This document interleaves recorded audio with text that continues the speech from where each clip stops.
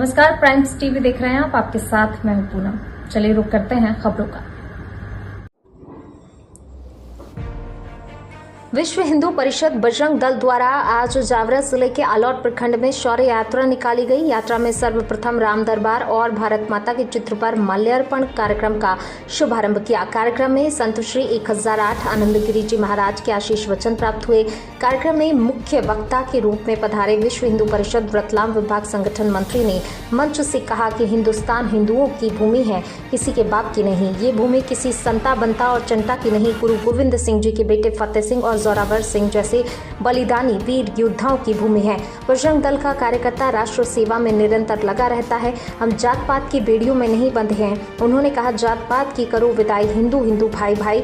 जगदेवगंज से शौर्य यात्रा प्रारंभ हुई, जो कि मुख्य मार्ग से होते हुए गायत्री मंदिर, लाल माता मंदिर, विट्ठल मंदिर, कुमार नाका बस स्टैंड होते हुए पुनः जगदेवगंज पहुंची। सभी कार्यकर्ताओं ने भागवत ध्वज को प्रणाम किया। सैकड़ों कार्यकर्ताओं ने शौर्य यात्रा में भाग लिया। शौर्य यात्रा का हिंदू समाज ने जगह जगह भव्य स्वागत भी किया।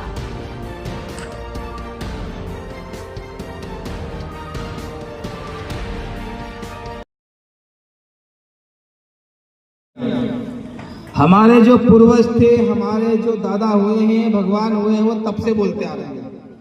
लेकिन उससे पहले मैं आपको बताऊं कि ये जो धरती है, पुण्य भूमि भारत है, इस पुण्य भूमि भारत पर भगवान भी आए, देवता आए, कहीं महापुरुष आए जन्म लेने के लिए। ऐसी धरती आप दुनिया में कहीं चले जाइए, आपको नहीं मिलने वाली। पूरी दुनिया में आप घूम के आ जाइए, ऐसी धरती आपको कहीं नहीं मिलने वाली, जिस धरती को माँ का दर्जा दिया गया हो, जिस धरती को ये कहा गया हो कि ये भारत माता है। किसी भी देश के नाम के पीछे या आगे अगर माता का नाम लिया गया हो तो आप बता दीजिए। क्या आपने कभी सुना अमेरिका माता, इंग्लैंड माता, भूटान माता, नेपाल माता, पाकिस्तान माता, ऑस्ट्रेलिया माता, ऐसे कई देशों के नाम होंगे, लेकिन माँ का दर्जा किसी को नहीं दिया गया। ये वो भूमि है, ये वो वात्सल्यमय भूमि है जिसको माँ कहा गया। और इस भूमि पर जन्म लेने के लिए भगवान राम आए, कृष्ण आए, गौतम बुद्ध आए, हनुमान आए, स्वामी विवेकानंद आए, कई देवताओं ने इस धरती पर जन्म लिया। लेकिन जन्म लेने के बाद में एक भी ऐसा व्यक्ति बता दे, एक भी कोई खड़ा होकर बता दे कि हम तलवारें लेकर या शस्त्र लेकर दुनिया में गए हो, हमने तलवारों के दम पर किसी की मस्जिदें तोड़ी हो, हमने तलवारों के दम पर किसी की मजारें तोड़ी हो, हमने तलवारों के दम पर किसी को अपना धर्म जो है वो अपनाने के लिए कहा गया हो, हिंदू धर्म। हमने तलवारों के दम पर कभी किसी को नहीं डराया। हम जहां भी गए अपने शास्त्र को लेकर गए, हम जहां भी गए गीता हाथ में लेकर गए। इसलिए हमने कहा वसुदेव कुटुंबकम। हमने कभी तलवारों के दम पर किसी को नहीं डराया। हमने किसी को जो है धर्म अपनाने के लिए, धर्म परिवर्तन करने के लिए नहीं कहा।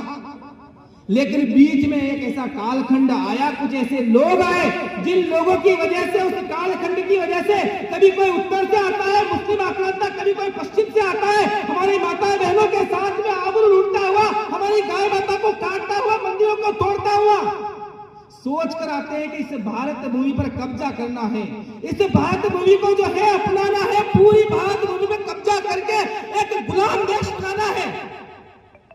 मुस्लिम आक्रांता आते तो हैं, लेकिन रुक नहीं पाते, यहाँ पर टिक नहीं पाते इस भारत भूमि पर। कहीं ऐसे योद्धा उनसे संघर्ष करते और मुंह की खानी पड़ती है, चले जाते हैं अपने देश, वापस लौट जाते हैं, लेकिन एक कलंक माथे पर छोड़ के चले जाते हैं। वो कलंक कैसा था कि यहाँ जो बैठा हुआ हिंदू समाज है, यहाँ पर जो बैठा हुआ हमारा कार्यकर्ता है, यही नहीं संपूर्ण हिंदू समाज के ऊपर कुछ लोग ऐसा कलंक पोत देते हैं और कलंक ऐसा लगाते हैं कि बताते हैं अकबर महान था, अकबर दी ग्रेट बताने लग जाते हैं कि भैया अकबर दी ग्रेट थे।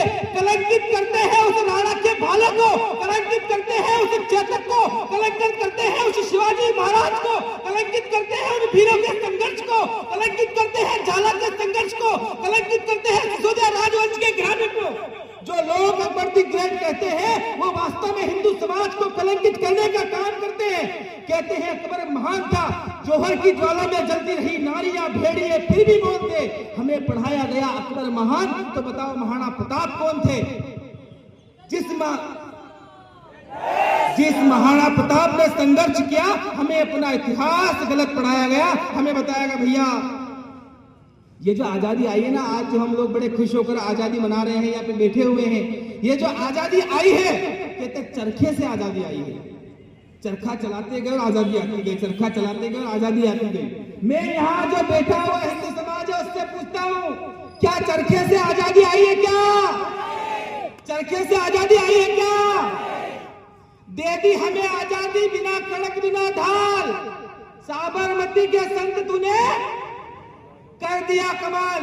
क्या वास्तव में कमाल करने से आजादी आई? क्या आजादी ऐसे ही नहीं मिली है बंधुओं, बड़ा संघर्ष हुआ है, बड़ा संघर्ष हुआ है, तब जाके आजादी मिली है। तुम न समझो इस देश को आजादी यूं ही मिली है, हर कलीस बाग की कुछ खून पीकर ही मिली है।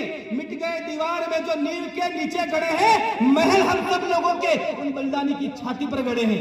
आजादी यूं नहीं आई है, मगर आजादी ऐसे ही आई है तो भगत सिंह, सुखदेव, राजगुरु, तात्या टोपे, मंगल पांडे, गुरु गोविंद सिंह, सुखदेव, ऐसे चंद्रशेखर आजाद कितने ही लोग हुए हैं जिन्होंने अपने पूरे परिवार को न्यौछावर कर दिया। आजादी ऐसे नहीं मिली है। ये वो भूमि है जो निरंतर संघर्ष करती आई है, और आज भी हम लोग अभी जो चल रहा है 21 दिसंबर से लेकर 30 दिसंबर तक चलेगा। तो यहाँ जो बैठा हुआ हिंदू समाज है, कुछ लोग हैं, उन्होंने भ्रांति बनाकर अपने छोटे छोटे बच्चों को हम अभी बनाएंगे जोखर, बनाएंगे जोखर। हम लोग भूल गए कि हमें अपने बच्चों को लव कुश बनाना चाहिए, भगवान कृष्ण बनाना चाहिए, चंद्रशेखर आजाद बनाना चाहिए, सुखदेव बनाना चाहिए, भगत सिंह बनाना चाहिए। वो नहीं बनाएंगे, हम बनाएंगे जोखर, क्योंकि क्रिसमस चल रहा है। लेकिन इस क्रिसमस के समय हम भूल जाते हैं, चारों बेटे देश पर वाले गुरु गोविंद सिंह जी ने प्यारे इस राष्ट्र के लिए, इस धर्म के लिए चारों बेटे देश पर मार देते हैं। वो गुरु गोविंद सिंह जी का परिवार, फतेह सिंह, जोरावर सिंह, जिनको जिंदा दीवारों में चुनवा दिया जाता है। ये वो समय चल रहा है 21 दिसंबर से लेकर और 30 दिसंबर तक बलिदानी दिवस है, बलिदानी दिवस। गुरु गोविंद सिंह जी ने अपने पूरे परिवार को न्यौछावर किया था। हिंदू समाज के यहाँ जो खड़े हुए जनता और जनमानस जो खड़ा है, अपने बच्चों को जोखर मत बनाओ, अपने बच्चों को जोखर मत बनाओ। बनाना है तो फतेह सिंह बनाओ, जोरावर सिंह बनाओ। गुरु गोविंद के बच्चे उम्र में थे मगर कच्चे, मगर थे शेर के बच्चे। नहीं हम झुक नहीं सकते, नहीं हम रुक नहीं सकते। पिता दशमेश के बच्चे, हमें हमारा धर्म प्यारा है, हमें हमारा ग्रंथ प्यारा है। जो अपने धर्म के लिए बलिदान दे दे, जो अपने राष्ट्र के लिए बलिदान दे दे, जो अपने माता पिता की बात सुनकर जिंदा दीवारों में चुनवा दिया जाए, ऐसे बच्चों के बलिदानी दिवस का ये समय है जब दोनों बच्चों को जिंदा दीवारों में चुनवाने का आदेश होता है। तो एक भाई 7 साल का, दूसरा भाई 9 साल का, बड़ा भाई कहता है जब रोता है तो